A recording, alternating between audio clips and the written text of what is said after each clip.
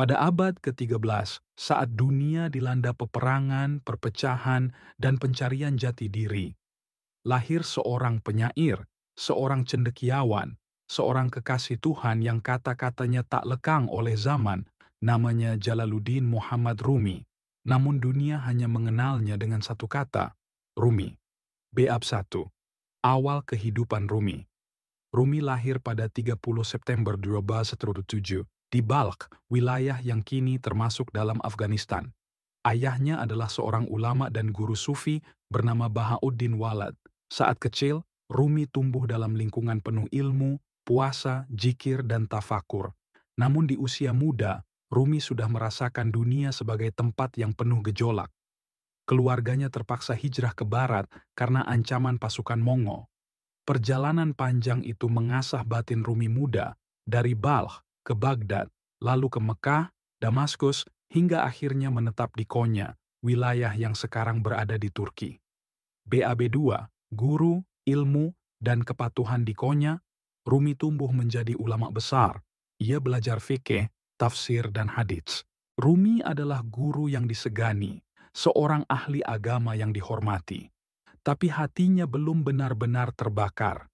Hingga pada suatu hari, datanglah seorang pengembara tua berpakaian sederhana, seorang sufi kelana yang membawa badai ke dalam hidupnya. Namanya Syamsuddin Tabrizi. Pertemuan itu bukan sekadar takdir biasa.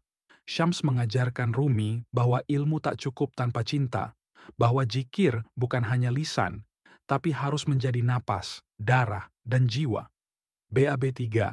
Cinta spiritual dan kehilangan Rumi berubah. Ia tidak lagi sekadar mengajar, ia menari dalam zikir.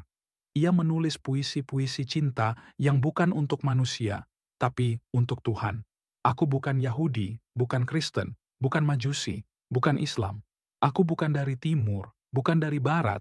Aku adalah pecinta, dan cinta adalah agamaku. Namun, perubahan Rumi membuat banyak muridnya cemburu. Mereka tak paham hubungan batin antara guru dan Syams. Hingga suatu malam, Syams menghilang. Beberapa mengatakan ia dibunuh. Yang lain percaya ia pergi demi menjaga kebangkitan jiwa Rumi. Kehilangan itu menghancurkan Rumi, tapi dari reruntuhan itulah lahir karya besar yang hingga kini tak tergantikan. Masnawi. Bab 4. Masnawi, Al-Quran dalam bahasa Persia. Masnawi adalah kumpulan puisi spiritual yang berisi kisah, tamsil, perenungan, dan cinta. Banyak ulama menyebutnya sebagai Quran dalam bahasa Persia. Bukan karena menyaingi wahyu, tapi karena kekayaan makna yang dalam dan menuntun jiwa. Melalui Masnawi, Rumi tidak mengajak kita menghafal, tapi merasakan.